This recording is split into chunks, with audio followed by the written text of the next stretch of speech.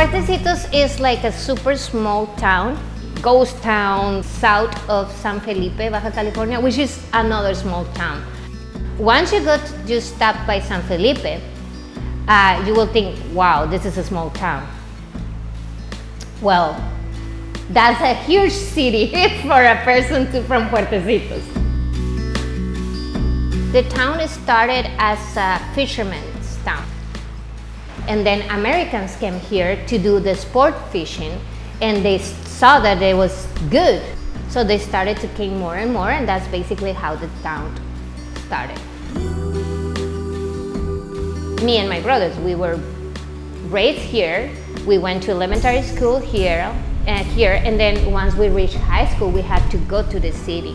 So that's why we have more Americans than Mexicans a lot of times, because they can actually live here the whole year without schools. They don't need college, high school, or anything because they're already done with that.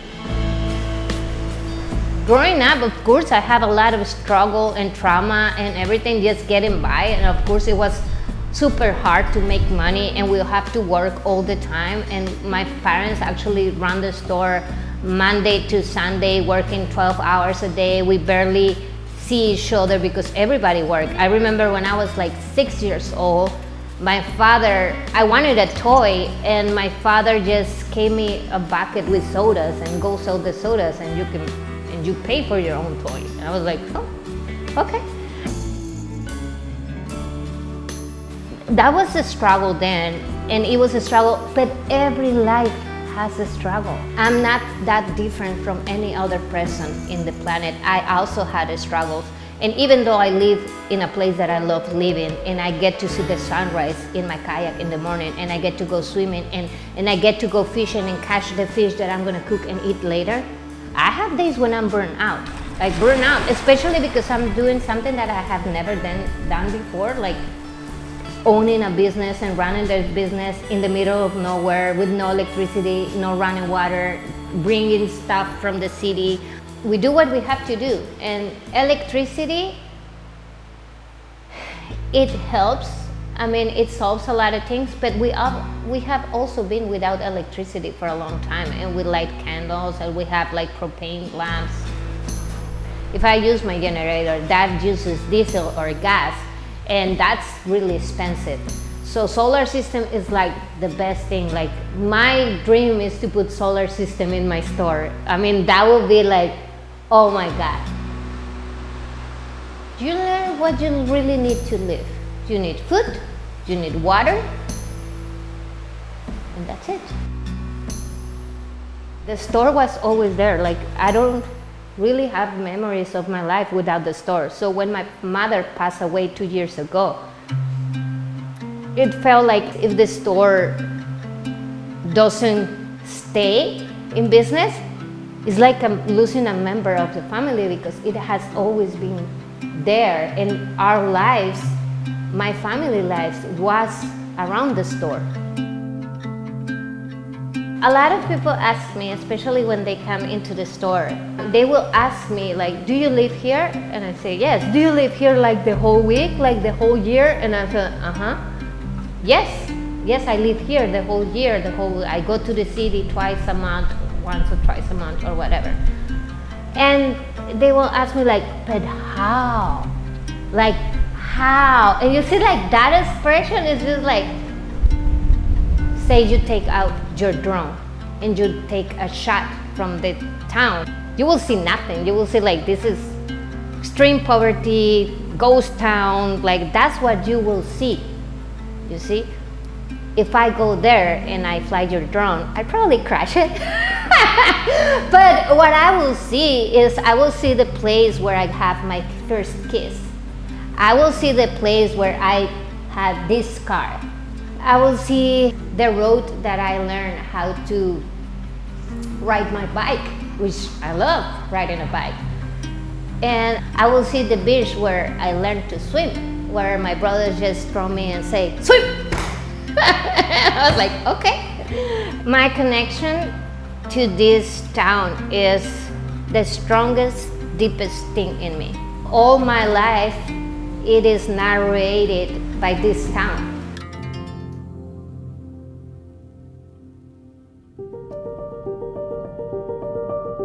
Ever since I was a kid, all I wanted to be was an explorer. Sail the 7 seas, find new worlds. But Uncle D, everything's already been found. What? Like everything? Well, yeah. Oh, man. Well, so much for that. But if I can't be an explorer, I can still be an adventurer. So I bought a motorhome, and I'm hitting the open road. My name is Dustin Porter, and this is Destination Adventure. I really fell in love with travel through these different opportunities to learn about different cultures and stories, and learning about Puertecitos and Xochitl's family store is no exception to that.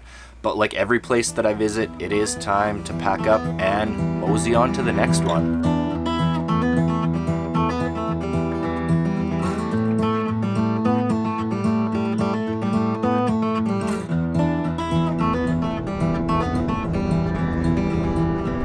Got quite a distance to go today. Our next stop is going to be Bay of LA, which has been a highly, highly recommended location from anyone that I've talked to that's done the peninsula. It's actually not that far. It's only 200 kilometers, but Google tells me it's going to take almost 5 hours. I'm hoping that's not because of road conditions, but we'll just take it as it comes.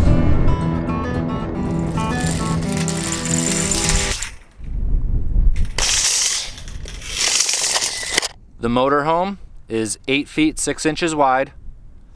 This highway, from the yellow line to the white line, 9 feet 2.5 inches with 0 shoulder. Just all kinds of fun. Rivers winding round words in my head. Shivering pines say that summer is dead.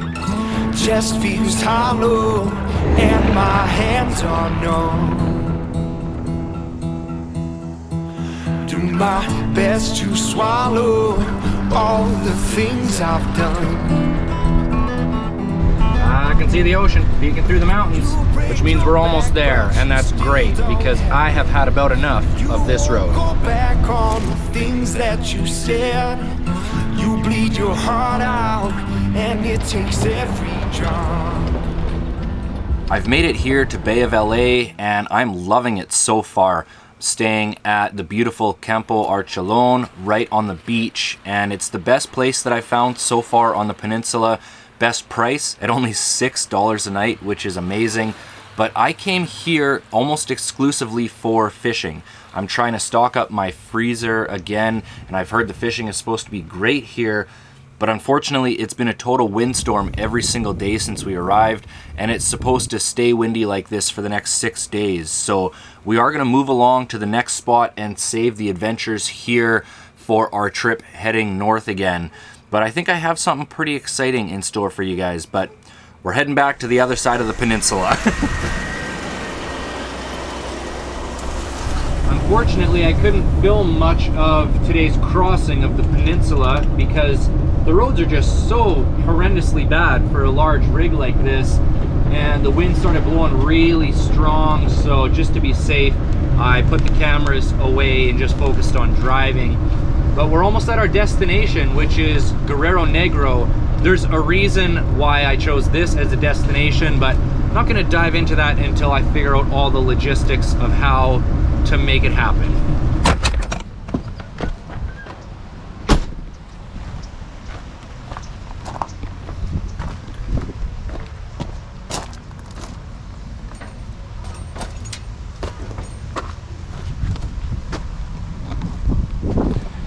This has become the procedure in these towns. The RV parks are way too small for the motorhome and trailer, so I have to take everything off. Unfortunately, the logistics to my plan are not working out so well. We're gonna hop on the e-bike and just take a look around, see if we can figure something out here. Frickin' clamp on the GoPro broke. Well, just the mount actually, so I'll be able to fix it, but going back.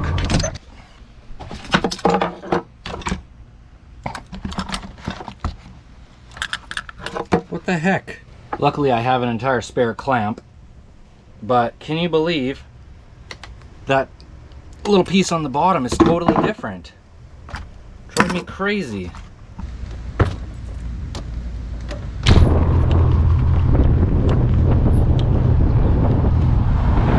Hopping on the interstate, gotta make up time.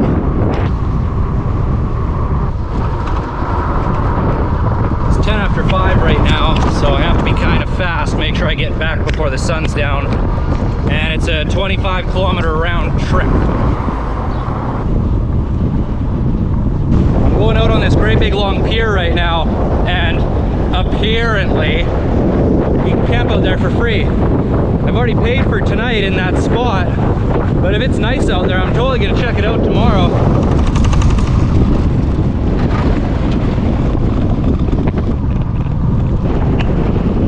If anyone's curious how strong the wind is blowing right now, my abs hurt worse than my legs.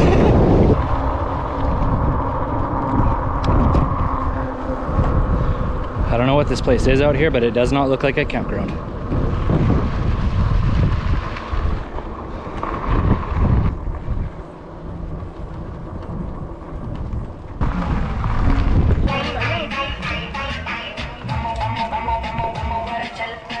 I wish I could speak Spanish because I'd love to join that tailgate party.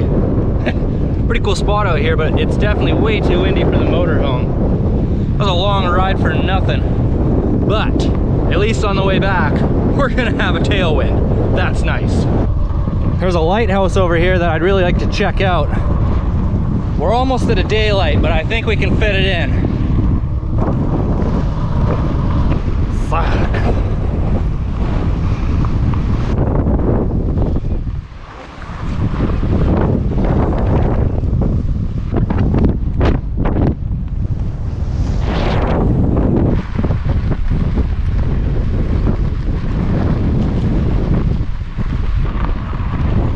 I really want to go climb that lighthouse, but I can hear a big angry dog talking to me over there. And he's saying, listen up, bro.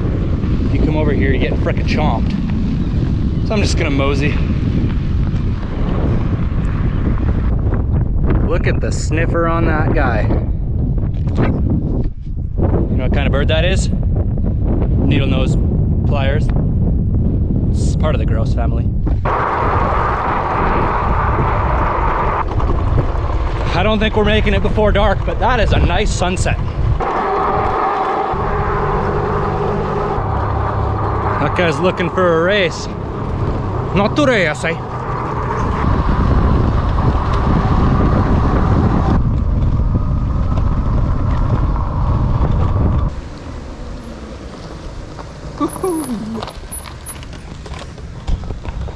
Stellar ride.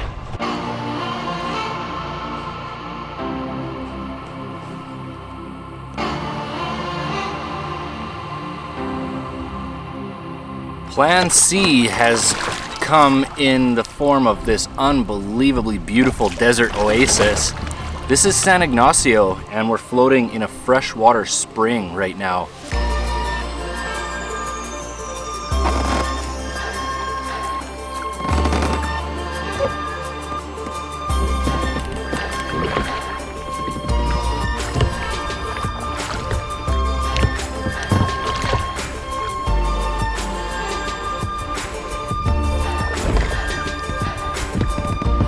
From shore, I can see fish swimming in here. I'm not sure what they are, but I brought the fly rod. We're gonna give it a try, but we're just gonna enjoy a day on this water.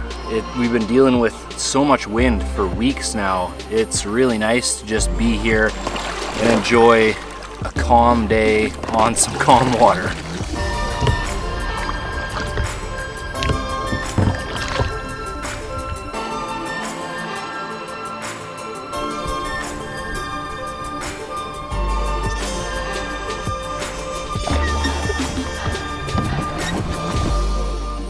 Crane up here sitting on a log in the water.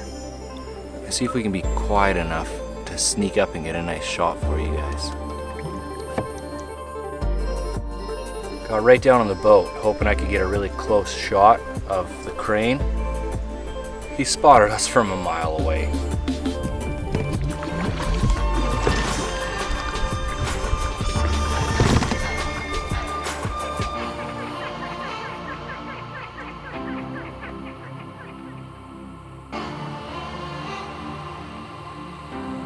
The fish that are in here I've only seen from shore.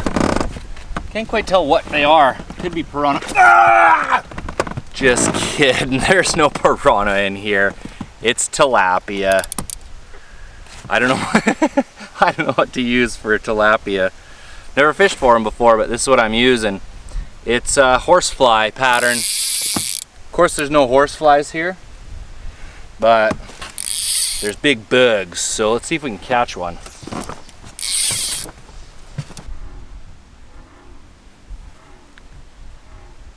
There's some kind of animal up here making some crazy noises. I'm guessing it's a burrow, or I'm guessing it's two burrows.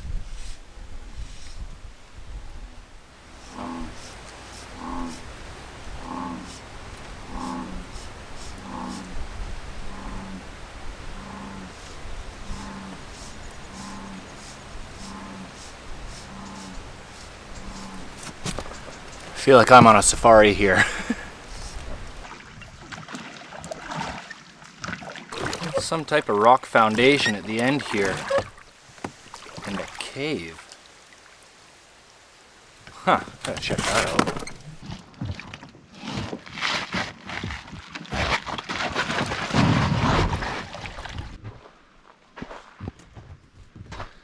Check this out. This is unbelievable. Looks like some sort of aqueduct, I think.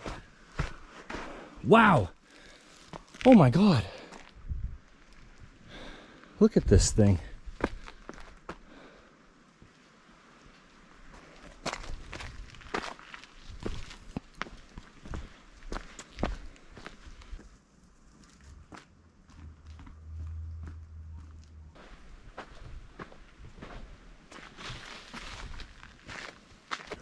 There's fish right there.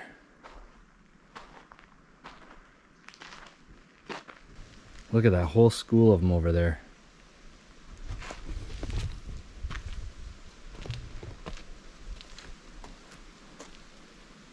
Look at them all. So this is the source here, I guess. Wow, it smells so fresh here. Oh my God.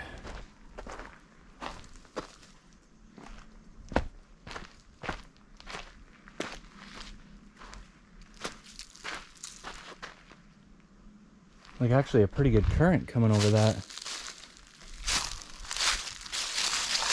Oh man. I really just want to drink some of this water. I bet it's so nice, but I can't risk getting sick out here in Mexico.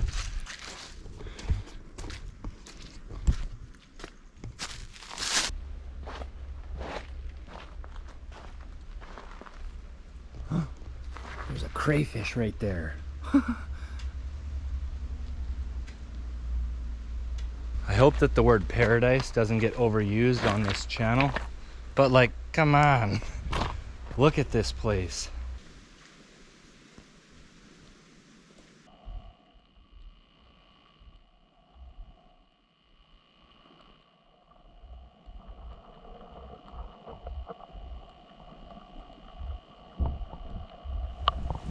Almost certainly you're wondering what the water temperature is. And it's warm, like really warm, like to the point where it might not even be very refreshing on a hot day. But I'm hoping somebody might be able to explain. It actually smells sweet, almost like candy here. No idea what would cause that, but let's go check out this cave.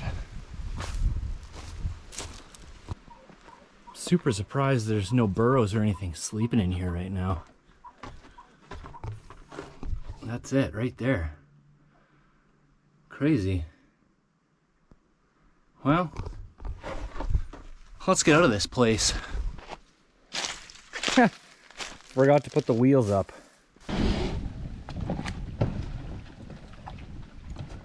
This place is so beautiful.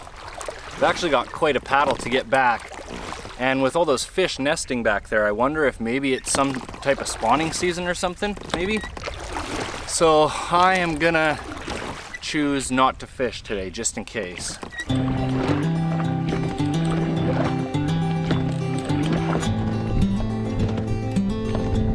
Finding this oasis here in San Ignacio has been such a blessing for me. I'm staying at a beautiful RV park right on the water, and the owner Sergio has been so helpful for me. He's actually helping me plan a bit of a surprise for the next episode as well. And you wouldn't believe the highway actually bypasses right past this town. So if you guys are ever traveling the peninsula, definitely take the time, get off the highway and spend a day or two here in San Ignacio. I promise you will not be disappointed. But most of all, thanks for watching, everybody. As always, take nothing but pictures, leave nothing but footprints, I'll catch you on the next one. Just a boy on a hilltop, counting sheep to pass the time. Found himself in a quandary, face to face with a lion.